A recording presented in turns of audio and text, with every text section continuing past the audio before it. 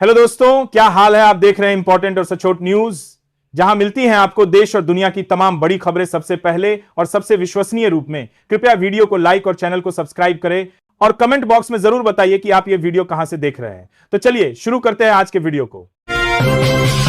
देश भर में चल रहा सर यानी स्पेशल इंटेंसिव रिवीजन अब राजनीतिक दलों के लिए बड़ी परेशानी बनता जा रहा है। 11 दिसंबर की डेडलाइन गुजरने के बावजूद 6 राज्यों में इसकी समय सीमा बढ़ानी पड़ी है। सबसे बड़ी चुनौती 85 वर्ष से अधिक उम्र के मतदाताओं के सत्यापन में सामने आ रही है, जहां चुनाव आयोग ने बीएलओ को घर जाकर फोटो लेने के निर्देश दिए हैं। पश्चिम बंगाल में खासतौर पर मथुआ समुदाय इस प्रक्रिया का विरोध कर रहा है, क्योंकि कई परिवारों के पास अपने पूर्वजों के नागरिकता प्रमाण मौजूद नहीं है। बंगाल और उत्तर प्रदेश में हजारों लोगों को नागरिकता साबित करने में दिक्कत हो रही है, क्योंकि सर के तहत 2003 से पहले के रिकॉर्ड मांगे जा रहे हैं। शरणार्थी, प्रवासी और बाढ़ प्रभावित परिवारों के लिए यह प्रक्रिया और भी जटिल हो गई है। ऐसे में सर अब सभी राजनीतिक दलों के लिए एक बड़ा राजनीतिक जोखिम बनकर उभर रहा है। पिछले 14 साल में भारतीय नागरिकता छोड़ने वालों की संख्या लगातार बढ़ी है। सरकारी आंकड़ों के मुताबिक 2011 से 2024 के बीच 20 लाख से ज्यादा भारतीयों ने देश की नागरिकता छोड़ी। खास बात यह है कि पिछले 5 साल में ही करीब 9 लाख लोग भारतीय नागरिकता त्याग चुके हैं। संसद में विदेश राज्य मंत्री कीर्तिवर्धन सिंह ने बताया कि विदेश में बेहतर जीवन, अच्छी नौकरी और शिक्षा के अवसर इसकी प्रमुख वजह हैं। आंकड़ों के अनुसार 2022 में रिकॉर्ड 2.25 लाख लोगों ने नागरिकता छोड़ी, जबकि 2023 में यह संख्या 2.16 लाख रही। 2021 के बाद से इस ट्रेंड में तेज उछाल देखा गया है। वहीं विदेश में रहने वाले भारतीयों से जुड़ी शिकायतों में भी बढ़ोतरी हुई है, जिनमें सबसे ज्यादा मामले सऊदी अरब, यूएई और अमेरिका से सामने आए हैं। उत्तर प्रदेश बीजेपी को जल्द नया प्रदेश अध्यक्ष मिलने जा रहा है। केंद्रीय वित्त राज्य मंत्री पंकज चौधरी ने लखनऊ में प्रदेश अध्यक्ष पद के लिए नामांकन दाखिल कर दिया है। उनके नामांकन के दौरान मुख्यमंत्री योगी आदित्यनाथ और दोनों डिप्टी सीएम मौजूद रहे। अब तक अध्यक्ष पद के लिए सिर्फ एक ही नामांकन हुआ है, जिससे माना जा रहा है कि पंकज चौधरी का निर्विरोध अध्यक्ष बनना तय है। औपचारिक ऐलान रविवार 14 दिसंबर को किया जाएगा।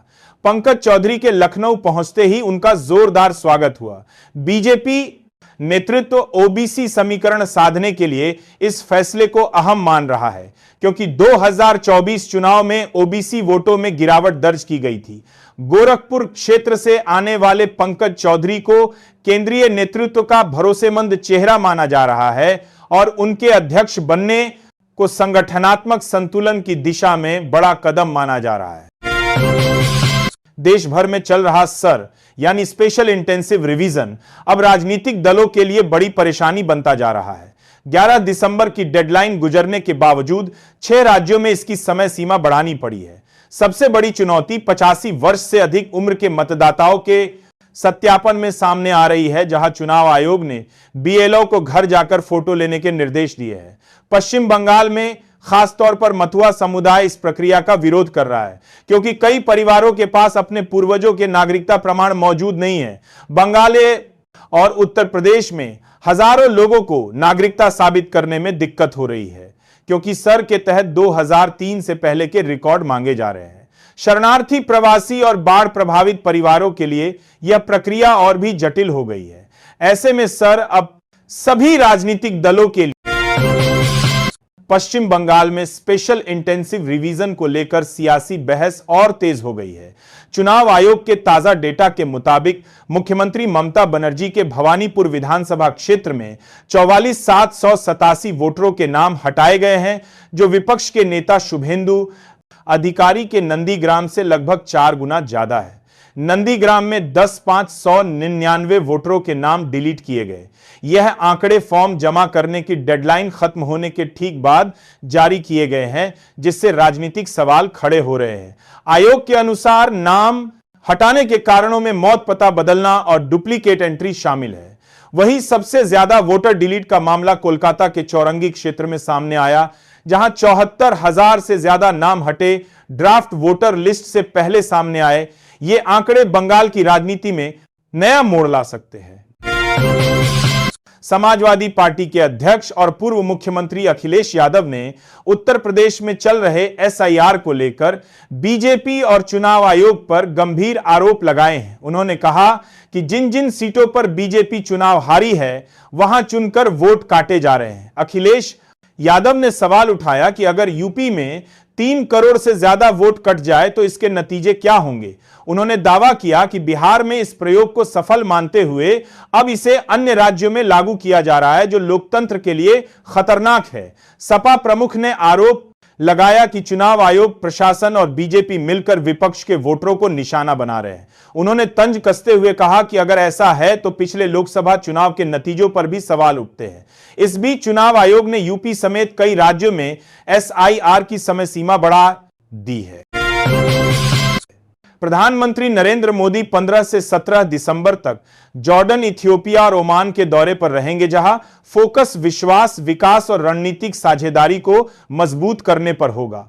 विदेश मंत्रालय के मुताबिक 15 दिसंबर को पीएम मोदी जॉर्डन पहुंचेंगे, जहां वे किंग अब्दुल्ला आई के साथ बिजनेस लीडर्स को संबोधित करेंगे और यूनेस्को विश्व धरोहर स्थल पेट्रा का दौरा करेंगे। यह 37 साल बाद किसी भारतीय प्रधानमंत्री की जॉर्डन की पूर्ण द्विपक्षीय यात्रा है और दोनों देशों के राजनयिक संबंधों के 75 साल पूरे हो रहे हैं।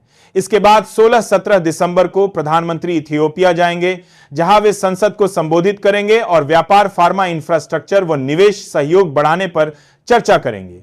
यात्रा के अंतिम चरण में ओमान में राजनीतिक, रणनीतिक और रक्षा सहयोग को नई गति देने के साथ भारतीय पेशेवरों के रोजगार और औद्योगिक साझेदारी पर जोर रहेगा। केरल निकाय चुनाव की मतगणना के बीच शशि थरूर के गढ़ तिरुवनंतपुरम में भाजपा ने बड़ा सियासी संदेश दिया है।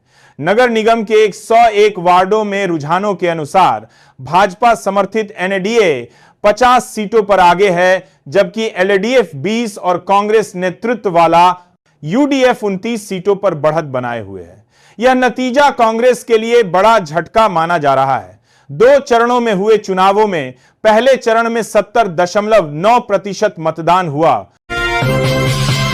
पश्चिम बंगाल में विधानसभा चुनाव से पहले सियासी बयानबाजी तेज हो गई है। भाजपा नेता दिलीप घोष ने नई बाबरी मस्जिद की मांग को लेकर बड़ा आरोप लगाते हुए इसे बंगाल को बांग्लादेश बनाने की साजिश बताया और मुख्यमंत्री ममता बनर्जी पर राजनीतिक संरक्षण देने का आरोप लगाया। उन्होंने बाबर के नाम पर मस्जिद रखने पर भी सवाल उठाए। उधर टीएमसी के निलंबित विधायक हुमायूं कबीर ने 22 दिसंबर को नई पार्टी बनाने और मुर्शिदाबाद में बाबरी मस्जिद के निर्माण की घोषणा की, जिस पर भाजपा ने धार्मिक ध्रुवीकरण का आरोप लगाया। संसद पर 2001 में हुए आतंकी हमले की 24वीं बरसी पर देश ने वीर शहीदों को भावभीनी श्रद्धांजलि दी। प्रधानमंत्री नरेंद्र मोदी, राष्ट्रपति द्रौपदी मुर्मू, राहुल गांधी, सोनिया गांधी सहित कई नेताओं ने संसद परिसर में शहीद सुरक्षा कर्मियों को नमन किया। पीएम मोदी ने कहा कि शहीदों का साहस और कर्तव्य निष्ठा अद्वितीय थी। राष्ट्रपति ने आतंकवाद के खिलाफ भारत की प्रतिबद्धता दोहराई। वही नेताओं और शहीदों के परिवारों ने उनके बलिदान पर गर्व जताया। बिहार सरकार ने कैबिनेट में 3 नए विभागों का बंटवारा कर दिया है, जिससे प्रशासनिक कामकाज और विकास को गति मिलेगी। मुख्यमंत्री नीतीश कुमार ने नया सिविल एविएशन विभाग खुद के पास रखा है, जिससे अब उनके पास सामान्य प्रशासन, मंत्रिपरिषद, सचिवालय, निगरानी, निर्वाचन और सिविल एविएशन कुल 5 विभाग रहेंगे। इसके अलावा शिक्षा मंत्री सुनील कुमार को उच्च शिक्षा विभाग की जिम्मेदारी भी दी गई है, जो पहले उनके शिक्षा और तकनीकी शिक्षा विभाग के साथ जुड़ा था। वहीं भाजपा कोटे के संजय सिंह टाइगर को युवा, रोजगार एवं कौशल विकास विभाग सौंपा गया है, जो अब उनके श्रम संसाधन विभाग के अलावा अतिरिक्त जिम्मेदारी है। इन विभागों के गठन से रोजगार, कौशल विकास तथा शिक्षा नीति में सुधार और तालमेल की उम्मीद बढ़ी है। सरकार का मानना है कि इससे युवाओं को रोजगार के अवसर और कौशल प्रशिक्षण को मजबूत आधार मिलेगा। दिल्ली में बढ़ते प्रदूषण पर काबू पाने के लिए सरकार ने वॉल टू वॉल सड़कों के निर्माण को तेज कर दिया है। मुख्यमंत्री रेखा गुप्ता ने कहा कि राजधानी में धूल प्रदूषण सबसे बड़ी चुनौती है और इसे स्थायी रूप से खत्म करने के लिए फुटपाथ, सेंट्रल वर्ज और पूरी सड़क के समग्र निर्माण पर जोर दिया जा रहा है। शालीमार बाग के दौरे के दौरान सीएम ने विधायकों को निर्देश दिए कि वे अपने क्षेत्रों में सड़क निर्माण या मरम्मत के दौरान वॉल टू वॉल मॉडल को अनिवार्य रूप से अपनाएं। उन्होंने आरोप लगाया कि पिछली सरकारों के पास प्रदूषण रोकने का ठोस प्लान नहीं था। मुख्यमंत्री ने शालीमार बाग में सड़कों, नालियों, सीवरेज, हाई मास्ट लाइट और पार्क रीडेवलपमेंट से जुड़े कई विकास प्रोजेक्ट्स का उद्घाटन भी किया और जनता से प्रदूषण नियंत्रण में सहयोग की अपील की। कर्नाटक की राजनीति में एक बार फिर नेतृत्व परिवर्तन की अटकलें तेज हो गई हैं।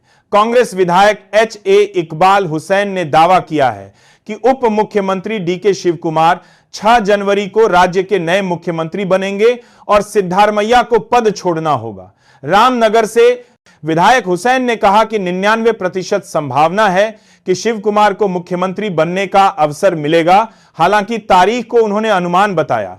इस बीच बीजेपी सांसद और केंद्रीय मंत्री वी सोमन्ना ने गृह मंत्री जी परमेश्वर को मुख्यमंत्री बनाने का समर्थन करते हुए कहा कि सत्ता किस्मत और आचरण पर निर्भर करती है। उधर कांग्रेस विधायक ने दोहराया कि अंतिम फैसला पार्टी हाईकमान ही करेगा और कांग्रेस अनुशासन का पालन करेगी। हाल ही में सिद्धारमैया और शिवकुमार की मुलाकात को फिलहाल यथास्थिति का संकेत माना जा रहा है। केरल निकाय चुनाव में तिरुवनंतपुरम में बीजेपी की बढ़त के बीच कांग्रेस सांसद जयराम रमेश के बयान ने सियासी हलचल बढ़ा दी है। बिना नाम लिए उन्होंने वरिष्ठ सांसद शशि थरूर पर तंज कसते हुए कहा कि कांग्रेस एकमात्र ऐसी लोकतांत्रिक पार्टी है जो अपने बेले भी नेताओं की आलोचना भी सहन करती है। उन्होंने इशारा किया कि पार्टी और नेतृत्व की लगातार आलोचना के बावजूद कांग्रेस संयम बरतती है। इसे थरूर की बढ़ती दूरी और हालिया बयानों से जोड़कर देखा जा रहा है। उत्तर प्रदेश बीजेपी में प्रदेश अध्यक्ष पद के लिए केंद्रीय मंत्री पंकज चौधरी का नाम लगभग तय माना जा रहा है। उन्होंने नामांकन दाखिल कर दिया है और औपचारिक घोषणा जल्द हो सकती है। माना जा रहा है कि इस फैसले से पार्टी ओबीसी, खासकर कुर्मी वोट बैंक को मजबूत करना चाहती है। मुख्यमंत्री योगी आदित्यनाथ के मजबूत कद के बीच पंकज चौधरी को संगठन की कमान देना संतुलन साधने की रणनीति के तौर पर देखा जा रहा है। फुटबॉल स्टार लियोनेल मेसी के गोट टूर 2025 के तहत कोलकाता दौरे के दौरान मची अफरा तफरी को लेकर असम के मुख्यमंत्री हेमंत बिस्वा शर्मा ने पश्चिम बंगाल सरकार पर तीखा हमला बोला है। शर्मा ने राज्य की कानून व्यवस्था को पूरी तरह चरमराया हुआ बताते हुए वाईपी कल्चर को इस अव्यवस्था की बड़ी वजह बताया। उन्होंने कहा कि जवाबदेही ऊपर से तय होनी चाहिए और इस मामले में मुख्यमंत्री ममता बनर्जी, जो गृह मंत्री भी हैं, और कोलकाता पुलिस कमिश्नर पर कार्रवाई होनी चाहिए। शर्मा ने दूसरे राज्यों के बड़े आयोजनों का हवाला देते हुए कहा कि वहां भीड़ प्रबंधन सफल रहा, लेकिन बंगाल में हालात बेकाबू हो गए। उन्होंने कहा कि मेसी जैसे वैश्विक आइकन के कार्यक्रम में हुई अव्यवस्था राज्य सरकार के लिए आत्ममंथन का विषय है। दिल्ली एनसीआर में प्रदूषण खतरनाक स्तर पर पहुंचने के बाद ग्राफ 4 लागू कर दिया गया है। रविवार सुबह AQI 490 के करीब दर्ज किया गया, जिससे हालात बहुत गंभीर श्रेणी में पहुंच गए। इसके तहत कंस्ट्रक्शन, तोड़फोड़, माइनिंग और स्टोन क्रशर पर पूरी तरह रोक लगा दी गई है। BSII पेट्रोल और BSII डीजल 4 पहिया वाहनों की आवाजाही पर प्रतिबंध लगाया गया है, जबकि जरूरी सेवाओं को छूट दी गई है। ट्रकों की एंट्री भी सीमित कर दी गई है। स्कूलों में कक्षा 5 तक पढ़ाई हाइब्रिड मोड में चलेगी और जरूरत पड़ने पर आगे की कक्षाएं भी बंद हो सकती है। सरकारी और निजी दफ्तर 50% क्षमता पर काम करेंगे, बाकी स्टाफ वर्क फ्रॉम होम करेगा। सरकार का कहना है कि यह सख्त कदम लोगों की सेहत बचाने के लिए जरूरी है। वोट चोरी के आरोपों के खिलाफ आज कांग्रेस दिल्ली के रामलीला मैदान में बड़ी महारैली कर रही है। वोट चोर गद्दी छोड़ नारे के साथ हो रही इस रैली में राहुल गांधी, कांग्रेस अध्यक्ष मल्लिकार्जुन खड़गे और प्रियंका गांधी वाड्रा मुख्य रूप से संबोधित करेंगे।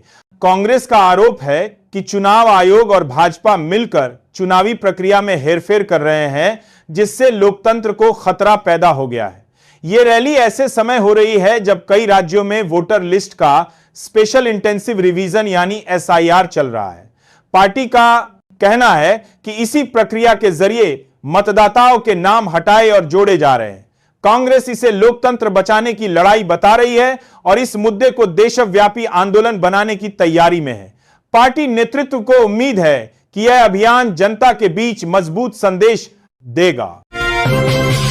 फुटबॉल स्टार लियोनेल मेसी के गोट टूर 2025 के तहत कोलकाता दौरे के दौरान मची अफरा तफरी को लेकर असम के मुख्यमंत्री हेमंत बिस्वा शर्मा ने पश्चिम बंगाल सरकार पर तीखा हमला बोला है।